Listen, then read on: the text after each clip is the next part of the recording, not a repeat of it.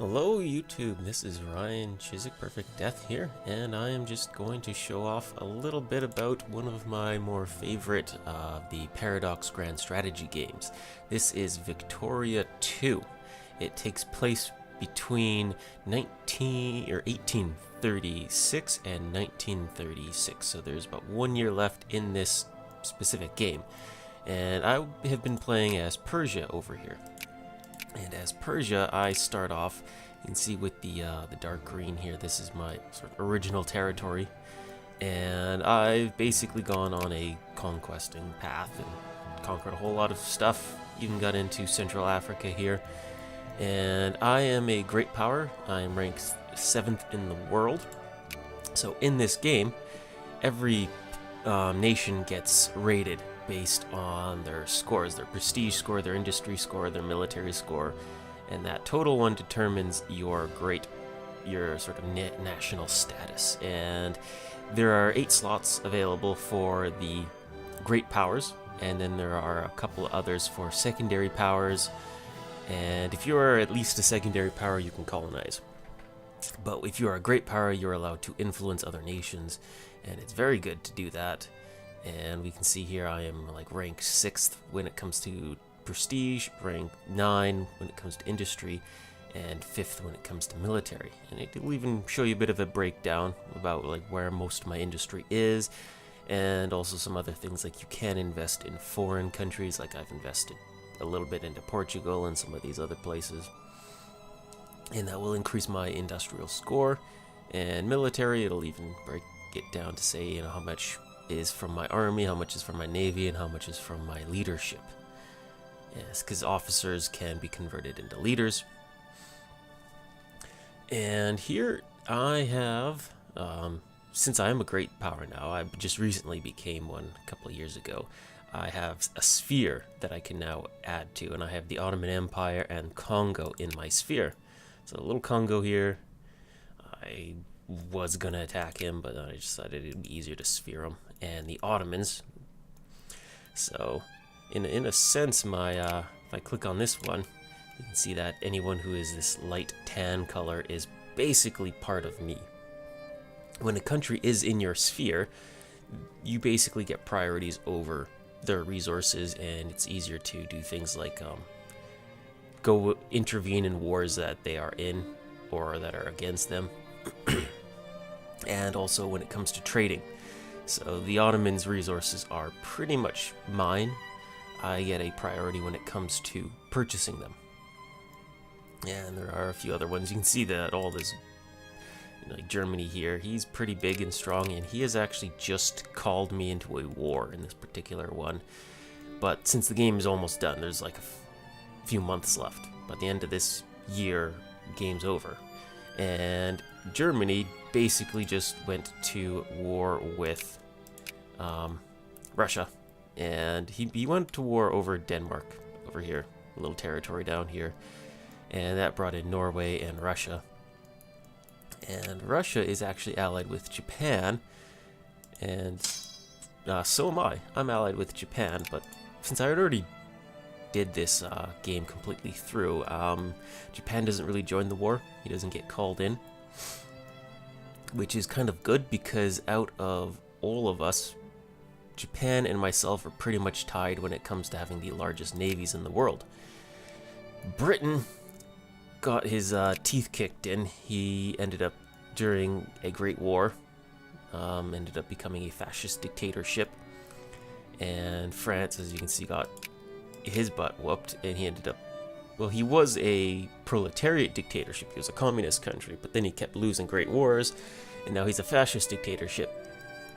And he's just in pieces. He lost all of his colonial states. That's why Germany's over here, and Madagascar split between America, Britain, and Germany, who are the 3 great powers who beat up France. Same with over here in Vietnam.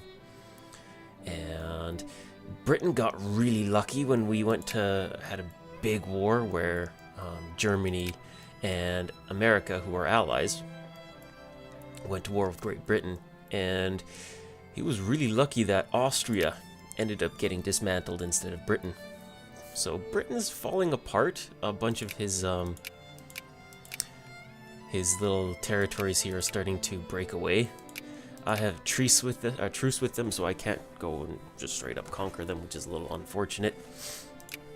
But I've got some territory down here. As Britain was losing control, I started grabbing little bits of it.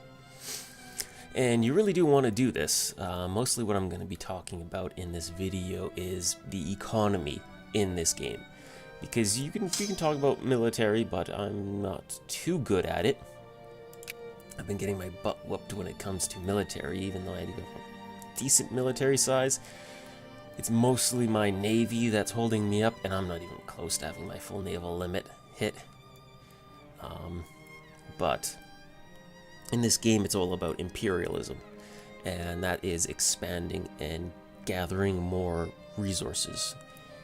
And we can actually, I'll jump in here, we can see that my top 5 resources are coal, fruit, grain, cotton, and canned food.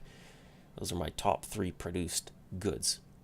And we can even, I have to unpause it for a day, I believe. There we go. Now that it refreshed everything, it will show me a breakdown of everything I'm producing. And it'll even tell me, for instance, here, you can see that there's 2 different people producing these. One is basically my artisans, and the other is craftsmen. This mod I'm running, I'm not just running this game vanilla, I'm running the Pops mod on the Hearts of Darkness expansion. So there's a bunch of new resource types in this mod. And so there are some iffy things like the, let's see, some of the icons end up getting shifted around, and it's not really perfect. But when you actually click on one of these, you can actually see its commodity price, whether it's been going up or down, how much it's worth. You can find out where you're producing it all, and we can see I'm producing 1.52 thousand units of this stuff per day. And you can see where it's going and what it may be used for. And so most of it is going towards this cement factory. I have a lot of stuff going towards cement factory, some going to the coal, power plants to produce electric power. I've got some going to produce machine parts, some to produce steel, dyes, because you can make artificial dyes, and and some of your people will even use this stuff too, like your farmers, for example. I have a lot of farmers, and they need a little bit of coal as just part of their daily needs. And I'll get more into that as well. You can see a big breakdown, but I produce in total 1.5 thousand, and I consume 1.2 thousand. So what is actually happening is my country is actually importing some of the coal that I need, since I'm not producing as much of it locally. That goes with a lot of other things as well. For small arms, I'm actually producing way more than I actually use, because my military is not big, not producing, it doesn't consume a lot, so most of these end up being sold on the market. Same with some other things. I can look at spices, I'm producing less than what I need, so I have to go out and find ways of gathering that. One of the big ones that I need is iron, because I'm using a lot more iron than I produce, so I need to actively go out and find iron.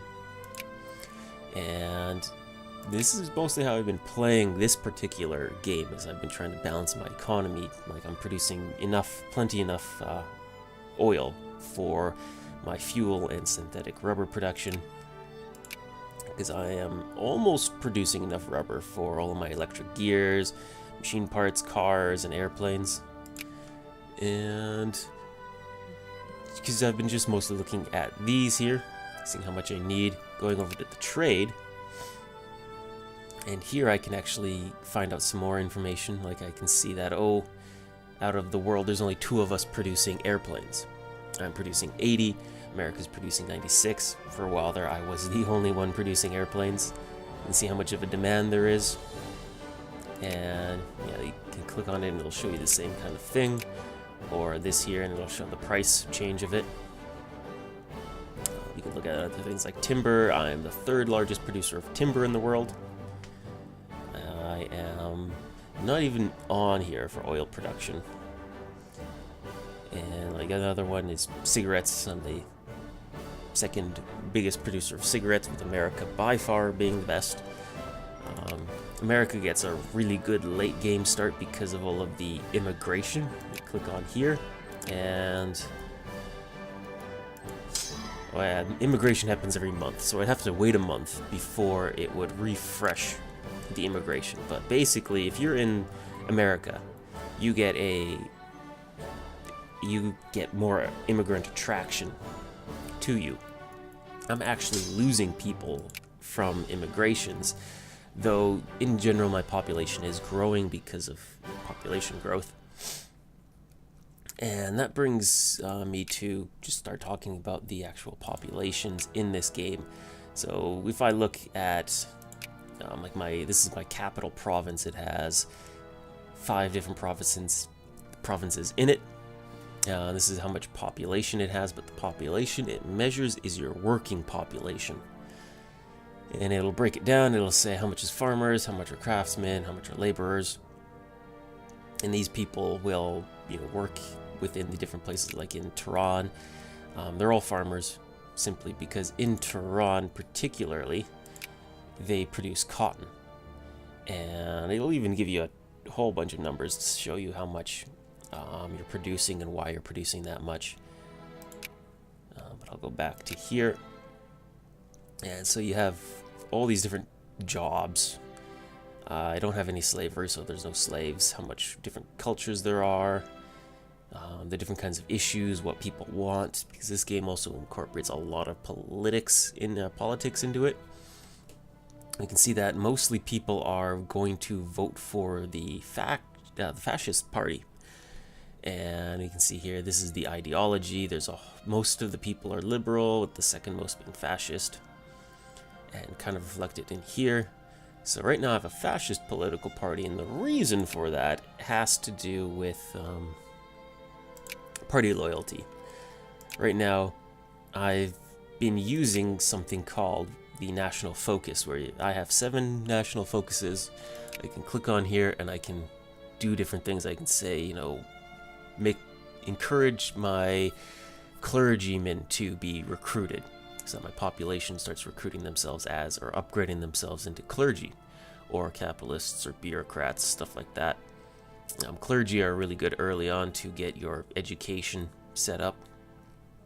But what I ended up doing for a bit was encouraging fascism around my territories. And I will actually open up and show why.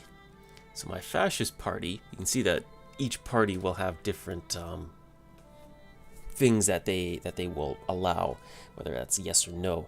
And the fascists, they are state capitalist, which is mostly why I wanted them. And with state capitalist parties, you are allowed to control your industry. You can say what to build, and you can invest in things yourself. But if, let's say, the Liberal Party were to win, the Liberal Party's economic policy is laissez-faire. And for them, they're all no. They will not allow me to do any control over my economy. They will actually force me to reduce a lot of my taxes. Right now, you can see my tax limits, and the fascist party is they're pretty high. They can allow you to do pretty high taxes, but you can't cut off all of your taxes.